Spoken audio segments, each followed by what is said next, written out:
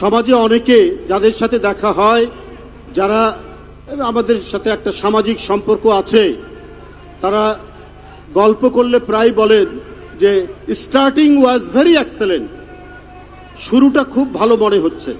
এই 2 মাসে বিএনপি সরকার, জনগণের নির্বাচিত সরকার, প্রধানমন্ত্রী তারেক রহমানের সরকার, শুরুটা আমাদের কাছে খুবই ভালো লাগছে। কারণ যা প্রতিশ্রুতি দিয়েছেন, আপনার কৃষকদের কার্ড, দরিদ্র জনগণের জন্য কার্ড, এরপরে আপনারা দেখেছেন যে যুদ্ধের কারণে আমাদের জ্বালানি তেলের কি সংকট, এই সংকট এখন আছে। এখন কোনো পেট্রোল পাম্পে কিলোমিটারের পর কিলোমিটার লাইন ধরে, কোনো লাইন ধরে না।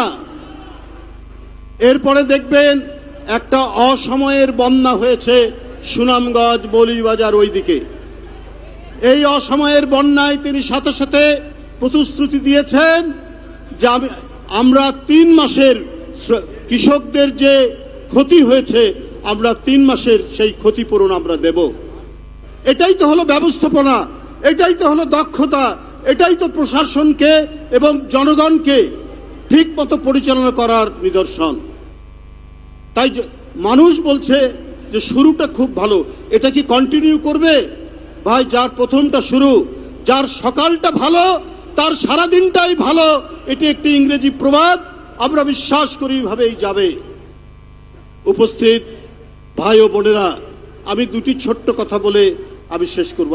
এখানে সবাই বলেছেন, যিনি নিজেকে শ্রমিক বলে দাবি করেছেন শহীদ রাষ্ট্রপতি জিয়াউর রহমান, তার স্ত্রী গণতান্ত্রিক আন্দোলনের এক অভূতপূর্ব আপসহীন নেত্রী।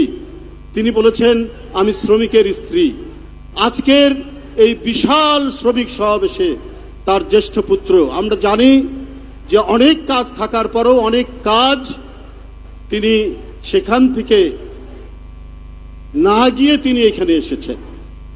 বাবা মায়ের যে উত্তরাধিকার হয়, সঠিক উত্তরাধিকার, শুধু রক্তের উত্তরাধিকার নয়, আদর্শের উত্তরাধিকার তারেক রহমান সেটা নতুন করে প্রমাণ করলেন। বন্ধুরা আবার এখন 2টি কথা শ্রমিকদেরকে নিয়ে। একটি হলো যে আজ থেকে 130 বছর আগে জার্মানির চ্যান্সেলর বিসমার্ক তিনি মিনিমাম ওয়েজেসের কথা বলেছেন, ন্যূনতম মজুরি তিনি প্রথম বলেছিলেন। এরপরে অনেক শ্রমিক আন্দোলন, অনেক অধিকার, অনেক কিছু ঘটে গেছে গোটা পৃথিবীতে। কিন্তু বাংলাদেশে এখনো ন্যাশনাল স্ট্যান্ডার্ড মিনিমাম ওয়েজেস এখনো এটা নির্ণীত হয়নি, এটা এখনো বাস্তবায়ন হয়নি। আজকেই আমি খবরের কাগজে পড়ছিলাম, অদ্ভুত ব্যাপার, যে শ্রমিকের পুত্র তারেক রহমান তিনি এই বিষয়টা সর্বগ্রে বিবেচনা করবেন। এই যে জাতীয় ন্যূনতম মজুরির যে বিষয়টি, আজও পর্যন্ত সেটা নানাভাবে হয়েছে, কিন্তু একটা স্ট্যান্ডার্ড ন্যূনতম মজুরি এখন পর্যন্ত হয়নি। এছাড়াও শত শত শ্রমিক, তাদের নামে লেবার কোর্টে মামলা, তাদের নামে লেবার ট্রাইব্যুনালে মামলা, প্রায় 27,500 মামলা, এটার কোনো প্রতিকার এখনো পর্যন্ত হয়নি।